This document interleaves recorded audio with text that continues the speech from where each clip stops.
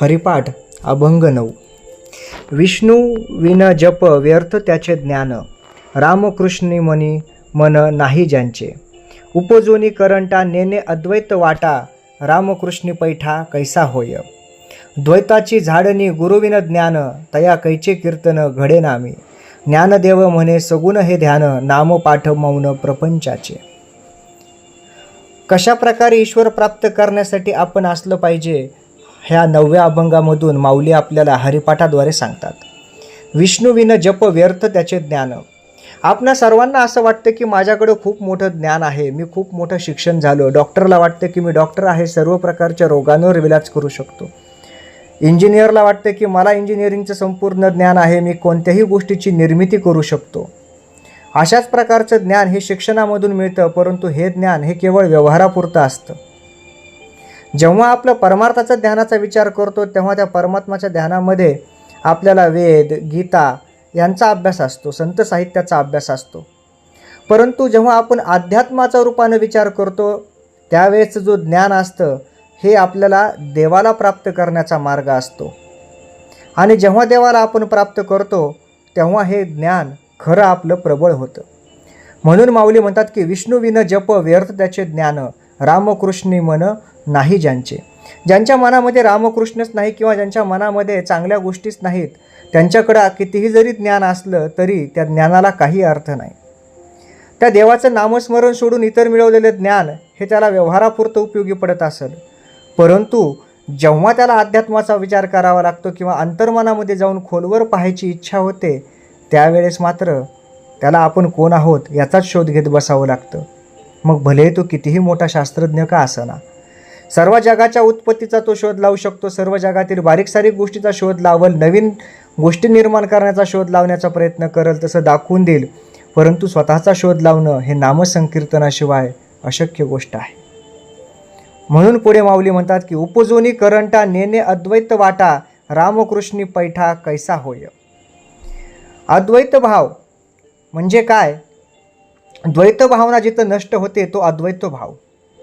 जीव आणि शिव म्हणजे मी आणि ईश्वर, माझ्यातला आत्मा आणि ह्या सृष्टीमधला परमात्मा, माझ्यातला आनंद आणि ह्या सृष्टीमधला परमानंद हे एकच आहेत, याच्याशिवाय भिन्न दुसरं काहीच असू शकत नाही. ही भावना किंवा ही समज जेव्हा एखाद्या भक्ताला उपजत होते, तेव्हा त्याला अद्वैत असं म्हणतात. कारण त्याचे द्वैत्वाचे बंध तुटतात. या संसाराला पार करण्यासाठी द्वैत्वाचे बंध तुटणं फार आवश्यक आहे. द्वैत्व भावना जर नष्ट झाली तरच आपल्याला खरा जगाचा अभ्यास कळेल किंवा खऱ्या जगाचे स्वरूप कळेल. ज्याच्याकडे अद्वैत वाटा आहेत त्याला काहीच ह्या गोष्टी समजणार नाहीत. जोपर्यंत ज्याला द्वैत वाटा आहेत तो अद्वैताला मात्र सर्वच कळेल. रामकृष्णी पैठा कैसा होय. म्हणजेच काय की रामकृष्णाप्रमाणे म्हणजे ईश्वराप्रमाणे जेव्हा तो एकरूप होईल, तेव्हाच त्याला या गोष्टी समजून जातील. आजकालच्या ह्या डिजिटल जगामध्ये, डिजिटल युगामध्ये, तंत्रज्ञानाच्या युगामध्ये माणसातील वातावरण वेगळे. एखाद्या परिवारामधले सर्वच व्यक्ती सुशिक्षित आहेत, उच्च विद्याविभूषित आहेत, ज्ञानवर्धक आहेत, परंतु तरी देखील घरामध्ये म्हणावी तशी शांतता लाभत नाही. कारण जेव्हा शिक्षणासोबत ज्ञान येतं आणि त्याच्यामध्ये विष्णुरूप भाव नसतो, म्हणजे भक्तिमय वातावरण नसतं, नामस्मरणाची गोष्ट नसते, त्यावेळेस विचारांची दिशा ही विरुद्ध दिशेला असते.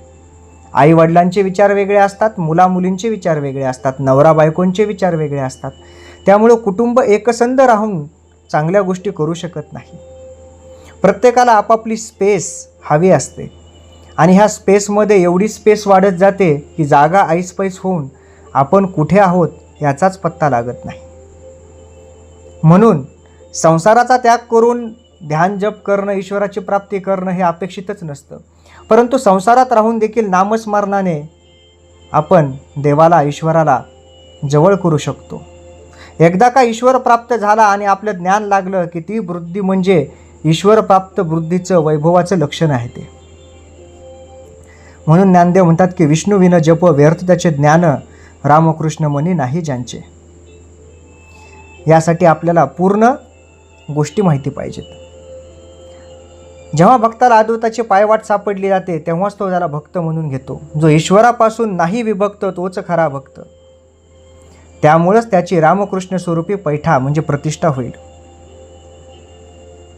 जय जय रामकृष्ण हरी.